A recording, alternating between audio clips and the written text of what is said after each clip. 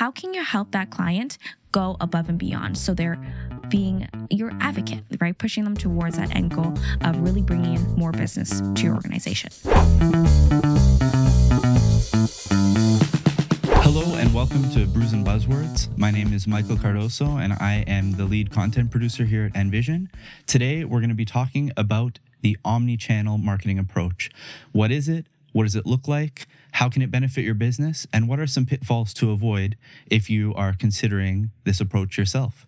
Today, I'm joined by our incredibly talented Bowie fan, who is the digital marketing strategist here at NVISION. Thank you so much for joining me today. And also, I believe we have another guest here if you want to introduce him. Yeah, he'll be sniffing around. Hopefully the mics won't pick up too much, but Coco is here with us. He's my little buddy, let's call it. Amazing. Well, thanks again for joining us today. And let's get right into it. What is the omni-channel approach and what does it look like? Yeah, that's a great place to start. I think when we talk omni-channel approach, it's something that a lot of people tend to confuse. But in short, when it comes to omni-channel, it's stringing along all the different major touch points of your customer's journey for a seamless experience. And what I mean by that is your marketing effectively acts like an orchestra where each different part, whether it's the winds, the percussion, is playing in perfect symphony. In short, that might be your email marketing aligning with what's happening on site and what's happening on Facebook, Instagram. I think a lot of the times when we think about how can we approach our marketing, people tend to confuse multi-channel marketing for omni-channel. And effectively, when we're talking about multi-channel marketing, the difference is everything happens unattached to anything else. For example, you might have a bakery that's having a sale, a new product launch. And instead of customizing that message for the channel, it's the same photo, image, copy that gets published to Facebook, your email, your website. But there's so much more we can do for if we're talking about this bakery example again. You can customize it with a welcome offer for new users or for returning loyal users to let them know that they can get first dibs or something like that. So there's a lot of nuance that can happen with omnichannel, and we've seen the results of a proper omnichannel approach and how it can increase sales, revenue, leads, and just overall customer satisfaction. Why doesn't the more siloed approach work in the same way? Obviously, you use the symphony example. You want to make sure everything is working in conjunction with each other, all the different channels and ways that you market to your clients.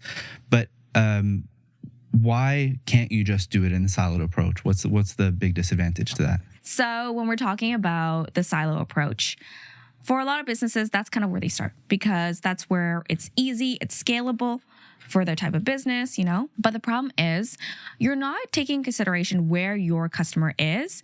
You're not thinking about what are the actual channels they're using. I believe it was Google, 90% of consumers in general will require multiple devices to complete a single task. This could be research. This could be even just purchasing an item, right? So maybe you start looking on your phone, you find it on Instagram, and then you think back to a product you were looking for and you want to look it up and see if you can see it in store. So you're on Google looking it up on your computer, right? Before you make your final purchase. Some people prefer to do it on mobile. Some people prefer to do it on desktop because it feels more secure. So the problem is when this experience isn't seamless.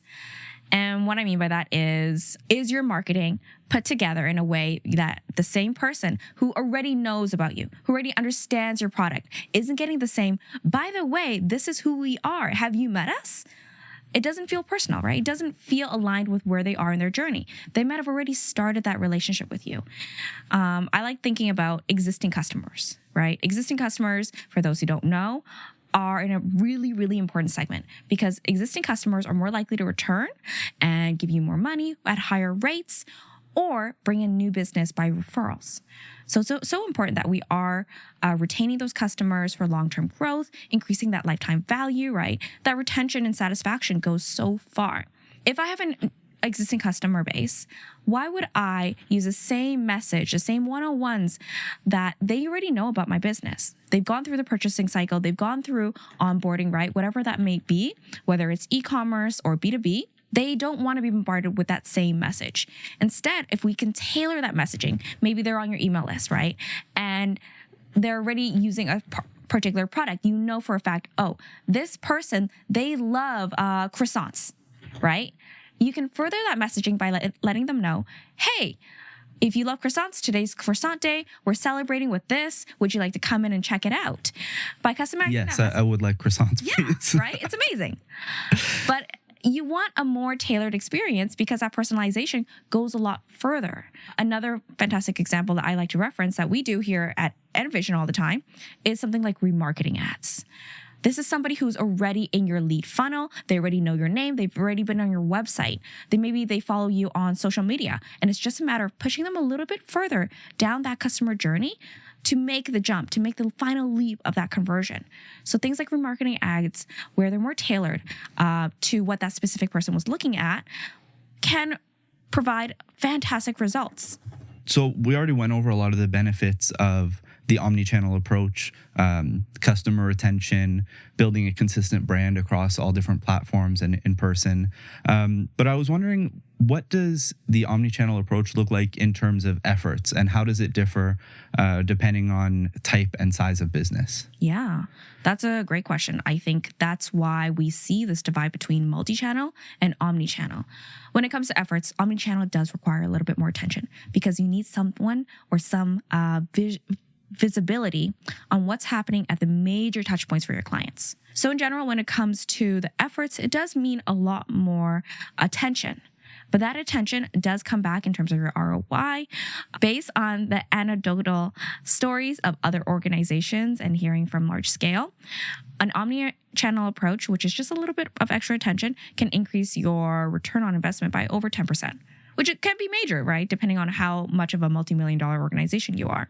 When it comes to the size of the business, however, the differences in short could be negligible. Depends on how complicated of a journey your customers are going through. When we're talking about local, small B2B, it could be that extra hour every week to make sure everything's seamless. And once it's set up, you're good to go, right? But as we go to more complex journeys, longer tail journeys, especially in the B2B sphere, that's where that extra little attention goes a long way.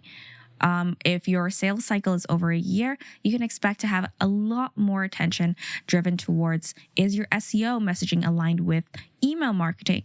Is your different channels, your Facebook, your LinkedIn, your Instagram, Twitter, what have you, are they aligned with the users you want to push forward, right? So it all does come together, and it does require more attention the larger, more complicated that buyer process is, as well as the organization. We spoke about the benefits of the omnichannel approach, as well as what that might look like for different sizes of businesses. But I was wondering if you could dive a little bit more into the complexities and potential challenges of taking this approach versus other more typical marketing approaches. I think when we go into the complexities of it and how much more effort it takes, honestly, it does not have to be super complicated. I think that's something a lot of people get intimidated by because it sounds like a lot. What it really requires is sitting down and starting to ask, what are the major touch points that are important to my customer in their journey? Where are they coming from? Where can I have those high peaks and the low lows? And how can I make that journey better for them so they can have that strong experience? At the end of the day, omnichannel marketing needs two main factors, right?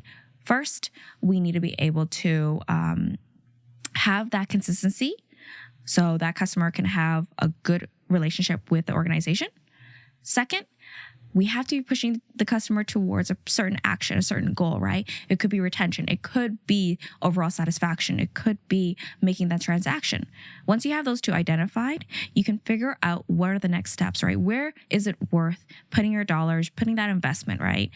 All those efforts, right? Email marketing, LinkedIn versus Google My Business are all going to vary depending on that particular business. If you're local, it's going to look very different than if you're a global multi-billion-dollar B2B business. Why might some brands fail with this approach? Like, what are some common areas where companies get it wrong? I think when companies get it wrong, it's usually because they don't understand their customer. They don't understand the major touch points that their customer needs to make that decision. Or after they make that decision and make a purchase with you, what's the most important thing for that customer to then come back, to give you a review, to become an advocate. So it's all a matter of understanding what is of value and how can you make those particular highlights mean so much more to that person. Amazing. So knowing your customers, meeting them where they're at, and giving them high value content to keep them interested in the brand. Not just high value content, but content that aligns with where they are in their journey. So it could be if they're new to your business, they have never heard of you, and they just happen to be on an email list, right, with your material. How do you make that first introduction? Or if they already have been with your business and they've been following you for a while, how do you get them to actually reach out to you, right? So understanding where they are in terms of their level of expertise, if they're emotionally ready to make that jump, right? And it might be, or if there's other stakeholders that they have to get involved, how do you make it easier for them to send out that information and get that approval, get that sign off, and make that transaction? I wanted to highlight a success story, a brand that has done it right and has had a lot of success as a result of taking this omni-channel approach.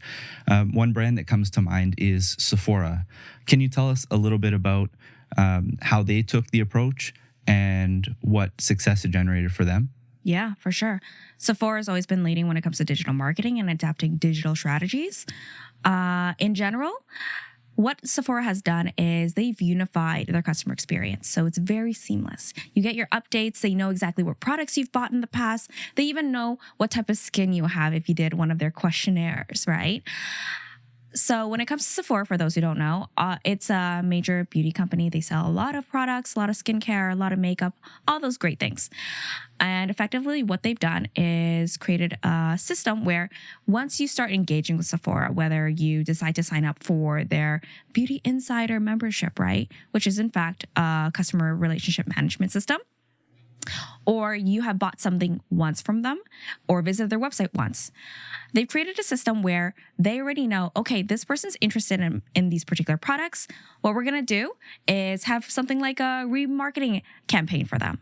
It might mean an email gets sent out to say, hey, by the way, we saw you were interested in this product. Here's 3 other things that you might enjoy. Check them out, right? They're great for your dry skin. At the same time, they might show you those products again because you didn't finish making that transaction as you're surfing the web. So maybe I started on my computer. I was looking up a new face cleanser, right? And I found 3 that I was thinking about, but didn't really want to buy. So I closed that tab. And 3 days later, I'm on my phone. I'm scrolling Instagram. I might see an ad for those exact products I was shopping for and go, oh yeah, I wanted to actually buy one of those things. And I'll follow up, go through Sephora's channels, and of course, be in their system by making that purchase.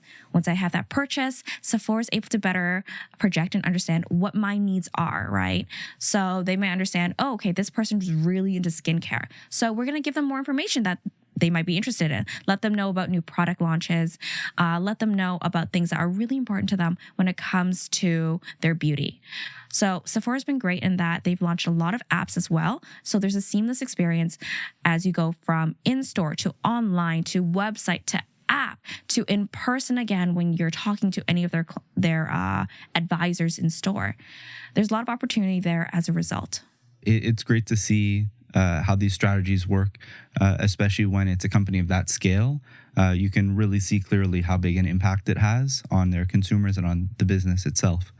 But let's say I'm a small to medium-sized business, not quite at the scale of Sephora yet, and I'm coming to you as a marketing strategist and asking for your tips on where do I even start with the omni-channel approach? What are some of the key takeaways that you want them to have if they're just getting started with this? The first thing you always have to identify is what are the important channels for my audience? You have to know who you're talking to, right? I'm going to use the website, internet world, very different than someone twice my age. So when I navigate the world, I'm looking for different solutions. I'm looking for different things. I'm on different platforms, right? So I might be on TikTok, right? But my parents aren't. As a result, it might be I need to engage with my businesses in social the way I need it, or email, right? Or a website. As a result, Once you identify your customer base, you understand them, highlight what are the key points in their journey that are really important. Think about when do they first hear about you, right? Or in general, when they're looking for a solution, where do they go? Do they come across it in the world, like just magically? Or is it a situation where they will seek you out as a solution? As we get more and more complicated buying processes, it's really important that businesses understand what are the key moments in their consumer journey. What are people looking up? What are they researching before they even engage with you? So understanding when they become a client, how can you push them towards that decision? It might be the timeline. It might be the platforms, right?